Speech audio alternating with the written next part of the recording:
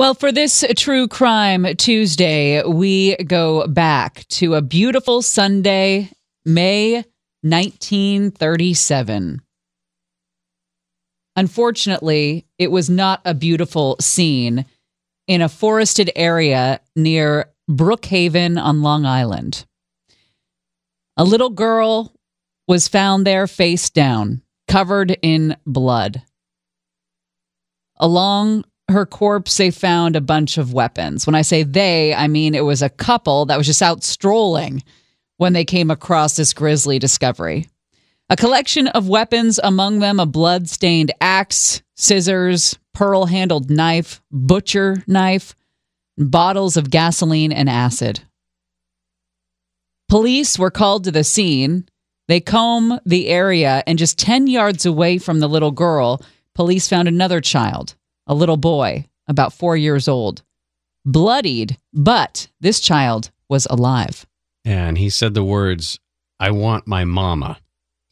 Now, when they interviewed the kid, this handsome little chap, as he was referred to in the Daily News, he said, "Mommy and George hurt me." And through his cute little kid lisp, he was able to tell them that his sister was the girl that they found nearby, and her name was Helen. He said that his name was Jimmy. But no one could understand him when he lisped his way through their surname. Which is weird because it doesn't seem that difficult.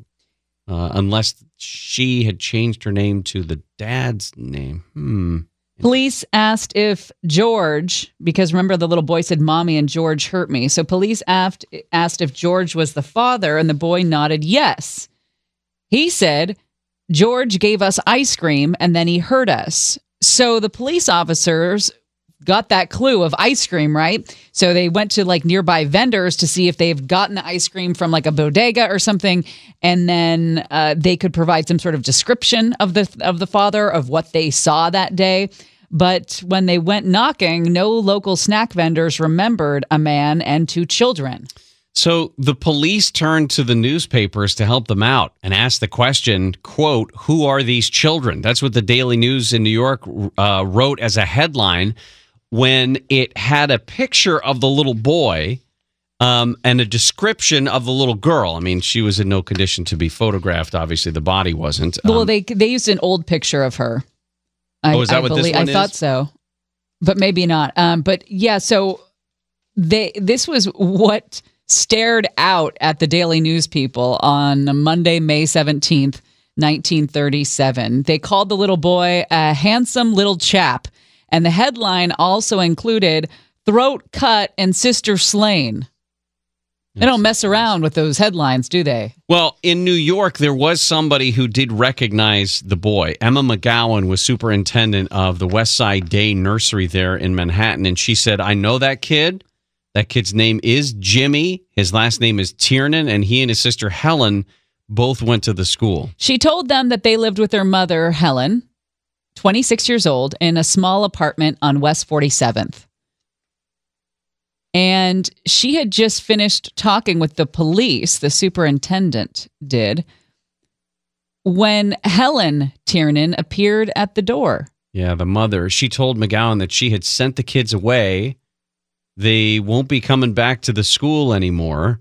Well, Emma McGowan, smart enough to realize that this may be something more nefarious, sat there chatting with Mom Helen, giving one of the aides there at the school the chance to call the nearby police station. Mom's story was that she and her kids were having a picnic when a strange man attacked them.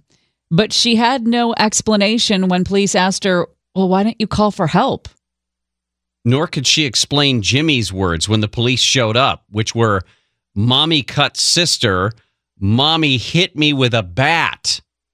We can explain what her real story is when we come back and why it was Helen who killed her own kids.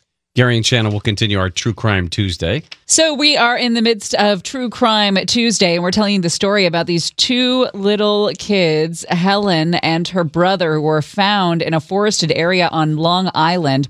The little girl was dead. And in fact, the Daily News ran with a picture of her body in that wooded area, and her eyes are still open. Yeah. And she's looking at the camera, and her hands are up in a defensive stance. And back in the days when I guess people bought newspapers for that stuff.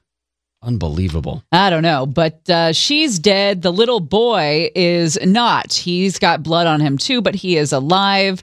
He intimates to the police that Mom and George hurt me, and so the mom goes to the school where the kids were enrolled and says that she's taking her kids out and she's sending them somewhere else. Well, the superintendent of the school had already been approached by police, and she had already talked to them, and she had already said that these are two little kids that live with Helen Tiernan. And she said that she and her children were having a picnic when a strange man attacked them, but she had no explanation when the police said, well, why didn't you ask for help? Why didn't you call it in? Well, she fessed up. She bowed her head. She cried. It's true. I did it. The motivation, they said, was simple, that the kids were the ones standing between her and her new romance. Remember, she's 26 years old, and apparently she had been a widow since she was 22. Her young husband was a railroad flagman, died of a heart attack when she was 22, leaving her and their two kids with no means of support. She gets a job at an embroidery shop, just barely scrapes by. Friends and neighbors said she was a good mother. Children always seemed well cared for. But November 1935, she meets a guy named George Christodoulos, a former boxer, a native of Greece, and they fell in love. Now, she was eager to marry him. He wasn't. No. For one thing, he didn't need no ducks. He didn't make very much money in the cafeteria, and he didn't want to be saddled with kids. A few months after the couple started dating, she contacted child welfare, begging them to find her kids a new home. Welfare workers said, you're crazy. Take care of your own kids. You're just feeling overwhelmed. You're going to change your mind. She becomes desperate. Christy, in the meantime, buys a car. She sees less and less of him. He's drifting away. It was May 15th, 1937. A couple of people near the Brookhaven Railroad Station told police that they noticed this blonde woman with a couple of kids headed towards the woods. She was carrying a suitcase. It looked like maybe they were going out to have a picnic. In her confession, this is really chilling. Helen calmly recalled how she hit her children with the axe, stabbed them, cut their throats, doused them with acid and gasoline, and set fire to Helen's clothing with a match.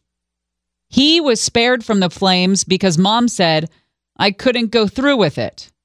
Before she was arrested, she actually met with this dude again that she'd been seeing and told him she placed the kids in a private home on Long Island, that he really had nothing to do with it. It was cut short. The trial was in June of 37. This is a month after the kids were found. This is also a different time when it comes to the wheels of justice in this country. She pleaded guilty and was sentenced to 20 years into life behind bars. What happened to the little boy? Well, a couple adopted him within the year. She was paroled in 1951, and she did quickly vanish from public view. But she told reporters at the time, when she was let out, that she had one wish. Was it that she hadn't killed her daughter and severely wounded her little toddler son? Nope. No. Her one wish was to one day be reunited with that son whom she tried to kill. One of the judge in the case ordered a mental exam of Helen Tiernan, and the doctor who did it, the state psychiatrist, declared that she was plunged into a weird mental storm by the Hindenburg disaster. It was the weirdest thing. This doctor, Frederick Wortham, reported to the DA that the explosion and burning of the Hindenburg was leading her to this psychological state. There's no such record of a murder conditioned in a normal person by the suggestion of an outer event, according to the psychiatrist, but said that, in my opinion, Helen Tiernan is not psychotic, she's not mentally diseased or insane, nor is she a mental defective, and apart from having a simple, dull, normal mind, she was found to be extraordinarily suggestible in the report. So Well, there's also the fact that her mother died in an insane asylum. And there is also a narrative out there that Helen was gay. uh-oh. I think I'm most shocked about the fact that the New York Daily News published pictures of the corpse of the dead girl on its front page, where her eyes are still open and her hands are up like she's defending herself. And in those days and weeks after they were found, little Jimmy was in the paper all the time. Pictures of his recovery, pictures of him hugging nurses, pictures of him on bicycles. Wow. I mean, just... You thought tabloids are bad now. I mean... Showing a little girl's body on the Daily News, that's next level.